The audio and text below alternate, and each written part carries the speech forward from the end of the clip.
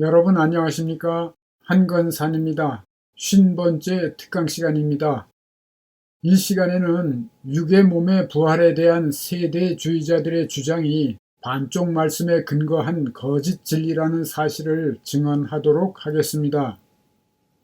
성경을 보면 구약 성경은 말할 것도 없지만 신약 성경에도 마치 육의 몸의 부활을 가리키는 듯한 성경 구절들이 있습니다. 그런데 바로 그 성경 구절의 앞뒤 문맥을 살펴보면 육의 몸의 부활이 아니라는 진실을 알 수 있습니다. 육의 몸의 부활을 믿게 되면 주님께서 가르치신 부활에 관한 비유의 말씀과 하나님의 왕국에 관한 비유의 말씀을 영영 깨달을 수 없게 되고 성경의 온전한 진리를 깨달을 수 없게 됩니다. 주님은 죽은 자들이 하나님의 아들의 음성을 들을 때가 오나니 곧 이때라, 곧 이때라, 듣는 자는 살아나리라. 이렇게 말씀하셨고요. 무덤 속에 있는 자가 다 그의 음성을 들을 때가 오나니 선한 일을 행한 자는 생명의 부활로, 악한 일을 행한 자는 심판의 부활로 나오리라 말씀하셨지요. 그런데 이 말씀에서 죽은 자나 무덤 속에 있는 자 등은 부활에 관한 비유의 말씀이라고 본강의 제8강 그리고 특강 42강 등에서 증언했습니다.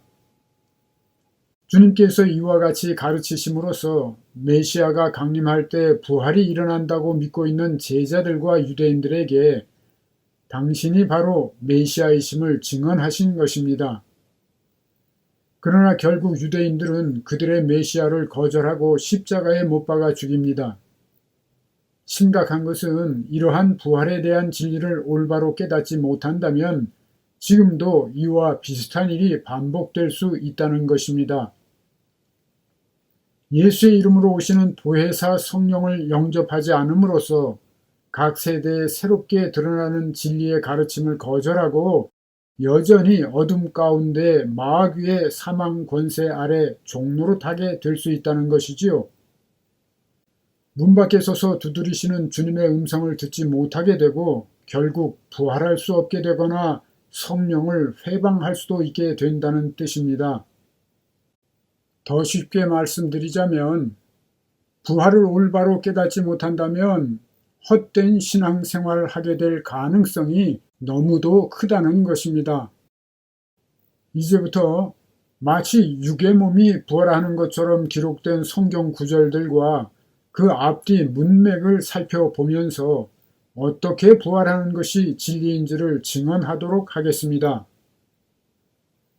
고린도전서 15장 51절로부터 54절에 있는 말씀을 먼저 보겠습니다. 이 성경 구절은 개역 개정 성경의 번역이 무난하기 때문에 개역 개정 성경으로 보겠습니다. 보라, 내가 너희에게 비밀을 말하노니 우리가 다 잠잘 것이 아니오 마지막 나팔의 순식간에 홀연히 다 변화되리니 나팔 소리가 남에 죽은 자들이 썩지 아니할 것으로 다시 살아나고 우리도 변화되리라. 이 썩을 것이 반드시 썩지 아니할 것을 입겠고 이 죽을 것이 죽지 아니함을 입으리로다. 이 썩을 것이 썩지 아니함을 입고 이 죽을 것이 죽지 아니함을 입을 때에는 사망을 삼키고 이기리라고 기록된 말씀이 응하리라. 이 말씀만 떼어서 보게 되면 주님 재림하실 때에 죽은 자들이 변화된 육의 몸으로 부활하게 된다거나 죽고 썩을 육의 몸이 죽지 않고 변화하게 된다. 또는 신령한 몸을 덧입은 육의 몸으로 다시 살아나게 된다는 뜻으로 받아들일 수 있습니다. 심지어는 별 생각 없이 그냥 이 육의 몸으로 부활하게 된다고 생각하는 이들도 있을 것입니다. 그러나 잘 생각해 보세요. 천사들, 즉 하나님의 아들들이 입고 있는 신령한 몸이 육의 몸의 원형입니다. 이 신령한 몸은 먹고 마실 수 있으며 강하고 영광스럽고 썩지 않는 몸이라고 성경은 말씀합니다. 그런데 이 원형인 신령한 몸을 만들기 위해서 모형인 육의 몸의 재료들, 즉 흙의 원소들이 필요할까요? 이 땅과 하늘이 창조되기 전에 하나님의 아들들이 이 신령한 몸을 입고 살고 있었는데 그 신령한 몸이 흙의 원소로 지어졌을 리가 없는 것입니다. 육의 몸은 썩어서 흙으로 돌아갈 뿐입니다. 이 성경 구절은 비유적인 표현인 것이지요. 사망이 생명에게 삼킨 바 된다는 뜻입니다. 뒤에 설명하므로 인내를 가지고 끝까지 집중하시기 바랍니다. 성경을 올바로 해석하기 위해서 가장 중요한 것은 첫째, 문맥을 따라 해석해야 한다는 것이고요. 둘째, 성경 전체의 진리의 맥을 벗어나지 않아야 한다는 것입니다. 그러므로 문맥에 따라 이 말씀 바로 앞에 있는 말씀들을 살펴보도록 하겠습니다. 먼저 바로 앞에 있는 49절, 50절의 말씀을 함께 정독하겠습니다. 우리가 흙에 속한 자의 형상을 입은 것 같이 또한 하늘에 속한 자의 형상을 입으리라.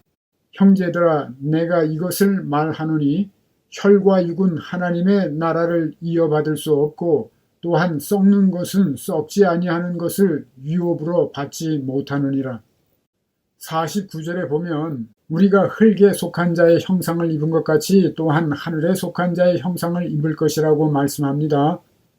흙에 속한 자의 형상은 무엇을 가리키며 하늘에 속한 자의 형상은 무엇을 각각 가리킬까요? 흙에 속한 자의 형상이란 육의 몸을 가리키고요. 하늘에 속한 자의 형상이란 신령한 몸을 가리킵니다. 그리고 50절의 말씀은 죽어서 썩게 되어 있는 육의 몸으로는 하나님의 나라에 들어갈 수 없다는 뜻입니다. 이 성경 구절들 앞에 있는 35절, 36절과 41절로부터 44절의 말씀을 보면 이와 같은 진리를 확인할 수 있습니다.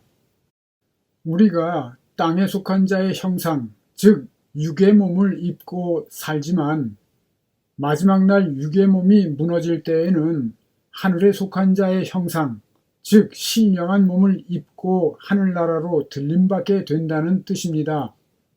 고린도전서 15장 35절로부터 44절까지 함께 보겠습니다. 35절, 36절을 보세요. 부활에 대해서 묻는 자들에게 어리석은 자여, 어리석은 자라고 말하지요. 네가 뿌리는 씨가 죽지 않으면 살아나지 못한다. 이렇게 말씀합니다. 씨가 땅에 떨어져 죽고 사라지지 않으면 열매를 맺을 수 없듯이 부활도 그렇다고 비유로 말씀하고 있는 것이지요.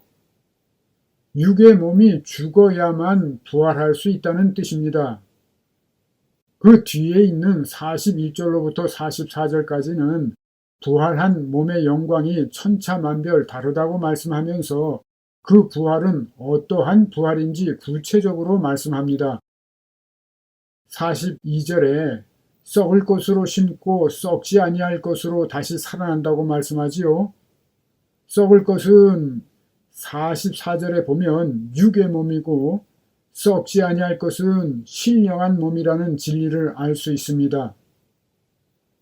43절에도 보면 욕되고 약한 것은 육의 몸이고 영광스럽고 강한 것은 신령한 몸인데 이 육의 몸으로 심고 신령한 몸으로 일으켜지는 것이 부활이라는 것입니다. 다시 말하자면 썩고 욕되고 약한 육의 몸으로는 심게 되고 썩지 않고 영광스럽고 강한 신령한 몸으로 살게 되는 것이며 그 죽을 것이 반드시 죽어야만 신령한 몸을 덧입고 영원히 살게 된다는 것입니다. 이것이 성경의 참된 진리입니다. 이러한 신령한 몸의 부활에 대한 진리를 더욱 확실히 깨닫기 위해서 살펴보아야 할 진리가 또 있습니다. 신약 성경에 부활에 관련해서 다시 살린다 이렇게 번역된 헬라어는 에게이로입니다. 그런데 이 에게이로라는 단어는 다시라는 뜻이 없고요. 일으키다, 일으켜지다 라는 뜻입니다. 신약 성경에서 다시 살린다 이렇게 번역된 단어는 대부분 이 에게이로를 번역한 것입니다. 방금 전에 살펴본 고린도전서 15장 42절로부터 44절에 다시 살아난다 이렇게 번역된 단어도 에게이로입니다. 그러므로 일으켜진다 이렇게 번역해야 하는 것이지요. 주님 예수께서 하신 다음의 말씀에서 다시 살리리라 이렇게 번역된 단어도 에게이로인데 일으키리라 이렇게 번역해야 옳은 번역이 됩니다. 다음의 말씀들을 함께 정독해 보겠습니다. 내 아버지의 뜻은 아들을 보고 믿는 자마다 영생을 얻는 이것이니 마지막 날에 내가 이를 다시 살리리라 하시니라. 내 살을 먹고 내 피를 마시는 자는 영생을 가졌고 마지막 날에 내가 그를 다시 살리리니. 이 말씀들을 보면 주님께서 영생을 얻은 자들을 마지막 날에 다시 살리신다고 번역했는데요. 마지막 날에 일으키리라 이렇게 번역해야 합니다. 에게이로에는 다시라는 뜻이 전혀 없습니다. 왜냐하면 예수 믿고 예수 안에 거하는 자는 이미 영생을 가졌는데 어떻게 다시 살린다는 것입니까? 이미 살아있는데 말입니다. 이런 번역 자체가 모순이고 잘못 번역된 것입니다. 진리를 왜곡하기 딱 좋게 번역된 것이지요. 이미 영생을 얻게 된 자들의 육체의 장막이 무너질 때 그 영이 일으켜진다는 것이 진리이기 때문입니다. 쉽게 말하자면 하나님께서 각 사람이 죽을 때, 즉 마지막 날에 신령한 몸을 덧입게 해서 일으키신다는 뜻입니다. 그런데 신약 성경에 육의 몸으로 부활하는 것으로 잘못 해석할 만한 말씀들이 더 있습니다. 특강 43강에서 증언한 바 있지만 다시 한번 살펴보겠습니다. 로마서 8장 11절 말씀입니다. 예수를 죽은 자 가운데서 살리신 이의 영이 너희 안에 거하시면 그리스도 예수를 죽은 자 가운데서 살리신 이가 너희 안에 거하시는 그의 영으로 말미암아 너희 죽을 몸도 살리시리라. 마치 육의 몸이 죽지 않고 육의 몸이 부활한다는 뜻인 것 같지요? 그런데 이 말씀에서 죽을 몸이란 언젠가는 반드시 죽어야 할 몸이라는 뜻이라고 증언했습니다. 그 언젠가는 반드시 죽어야 할 몸에 생명을 주신다는 말씀인데요. 그렇다면 언제 어떻게 생명을 주신다는 뜻일까요? 이 말씀과 같은 표현이 고린도후서 5장 4절에 있으므로 함께 연결해서 진리를 증언하도록 하겠습니다. 참으로 이 장막에 있는 우리가 짐진 것 같이 탄식하는 것은 벗고자 함이 아니요 오히려 덧입고자 함이니 죽을 것이 생명에게 삼킨 바 되게 하려 함이라. 이 고린도후서 5장 4절과 로마서 8장 11절의 말씀은 같은 뜻인데요. 육의 몸이 죽지 않고 신령한 몸을 덧입게 되는 것으로 잘못 해석할 수 있습니다. 이 말씀을 잘 생각해 보세요. 이 장막에 있는 우리라고 했는데 무슨 뜻일까요? 그 앞에 있는 1절의 말씀에서 보면 장막은 육의 몸을 가리키고요.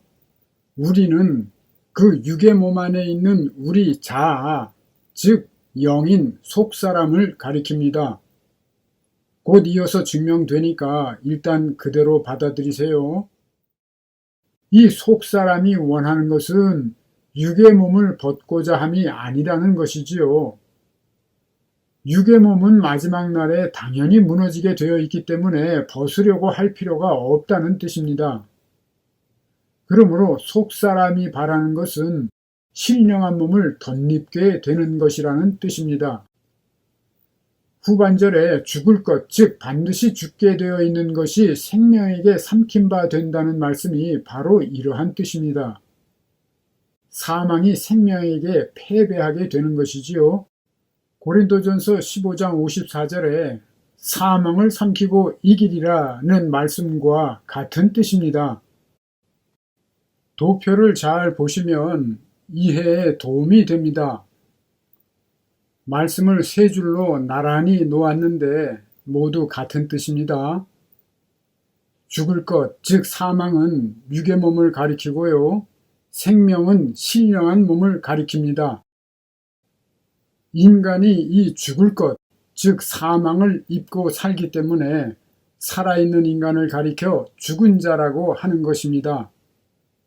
신령한 몸, 즉 생명을 빼앗기고 사망, 즉 무덤 속에 갇히게 된 것이지요. 성경이 육의 몸을 무덤이나 사망에 비유하는 이유가 여기에 있는 것입니다. 육의 몸은 죽고 썩어 흙으로 돌아가고 속사람은 신령한 몸을 입고 천국으로 들림받게 된다는 뜻입니다. 이것이 참된 진리입니다. 틀림없지요? 이 진리를 진리되게 하는 말씀이 문맥을 따라 바로 그 앞에 있습니다. 고린도후서 4장 16절로부터 5장 3절까지의 말씀입니다. 고린도후서 4장 16절로부터 18절까지는 우리의 속사람인 영이 어떠한 과정을 거쳐서 영광스럽게 변화되어 가는지를 가르쳐 줍니다. 주님 예수를 믿으면 속사람이 생명을 얻게 되는데요. 그런데 그 생명을 얻은 자들의 속사람, 즉 그 영이 나그네요 외국인의 삶, 즉 환난의 삶을 통과하며 점점 더 영광스러워진다는 가르침이지요. 그리고 이어지는 5장 1절로부터 3절 말씀을 보세요. 이와 같이 속사람인 영이 영광스러워지다가 육체의 장막이 무너지는 날 그 속사람이 하늘로부터 오는 초소, 즉 신령한 몸을 덧입고 천국으로 들림받게 된다는 진리를 말씀하고 있습니다. 1절에 있는 땅에 있는 우리의 장막집은 육의 몸을 비유하고 하늘에 있는 영원한 집 또는 2절에 하늘로부터 오는 초소는 신령한 몸을 비유한다고 특강 43강에서 증언했습니다. 이 하늘로부터 오는 초소를 실제 집, 즉 건물이라고 해석한다면 우리가 그 건물을 덧입게 된다는 뜻이 되지요. 말도 안 될 뿐 아니라 육의 몸을 장막집에 비유한 것과 어울리지 않게 됩니다. 하늘로부터 오는 초소는 신령한 몸을 비유한 것입니다. 다른 해석은 절대적으로 불가하다고 증언했습니다. 이 성경 말씀에 대해서는 특강 43강에서 자세하게 증언했으므로 이 시간에는 간단히 정리하고 넘어가겠습니다. 육체의 장막이 무너진 후에 신령한 몸을 덧입게 된다는 말씀이지요. 이 말씀에서 알 수 있듯이 신령한 몸을 덧입고 들림받게 되는 것은 우리의 속사람, 즉 영이지 육의 몸이 아닙니다. 그리고 언제 그와 같은 일이 일어나는가 하면 각 사람의 육체가 무너지는 날, 즉 죽는 날이라는 것입니다. 그리고 어떻게 일으켜지는가 하면 육체의 장막이 무너지는 날에 우리의 속사람, 즉 영이 신령한 몸을 덧입게 됨으로써 들림받게 되는 것이라고 특강 43강에서 자세하게 증언했습니다. 만약 육체의 장막이 무너질 때에 속사람이 신령한 몸을 덧입지 못하면 3절의 말씀처럼 벗은 자로 발견되는 것이며 심판을 받고 심은 대로 영의 세계에 처하게 되는 것입니다. 이상에서 살펴본 대로 성경에 있는 어떤 단편적인 구절을 가지고 성경 구절의 앞뒤 문맥이나 성경 전체에서 가르치고자 하는 진리의 맥을 벗어나서 해석하거나 주장하려 한다면 그것은 치우친 것으로서 거짓 진리가 될 수밖에 없습니다. 혹자는 육의 몸이 부활한다고 믿든지 아니면 신령한 몸으로 부활한다고 믿든지 그게 무슨 상관이냐 이렇게 말할 수 있을 것입니다. 그러나 이것은 대단히 심각한 문제입니다. 모두에서 증언한 대로 유대인들이 그들의 메시아를 거절하고 십자가에 못 박게 된 것과 유사한 비극이 반복될 수 있는 문제이기 때문입니다. 부활에 대한 비유의 말씀을 어떻게 깨닫느냐에 따라서 주님께서 비유로 가르치신 천국 복음과 진리의 말씀을 온전히 깨달을 수 있게 되느냐, 깨달을 수 없게 되느냐 하는 문제가 달려있기 때문입니다. 깨닫는 자는 마귀와의 영적 전쟁에서 승리자가 되어 하나님의 일꾼으로 살아갈 수 있지만, 깨닫지 못하는 자는 영적 전쟁에서 패배하게 되고 정도의 차이가 있을 뿐 마귀의 종노릇하며 살아갈 수밖에 없기 때문입니다. 이러한 문제에 대해서도 자세한 설명이 필요하기 때문에 추후 강의에서 증언하도록 하겠습니다. 오늘은 여기까지 하겠습니다. 안녕히 계십시오. 한건산이었습니다. 끝까지 청해 주셔서 감사합니다.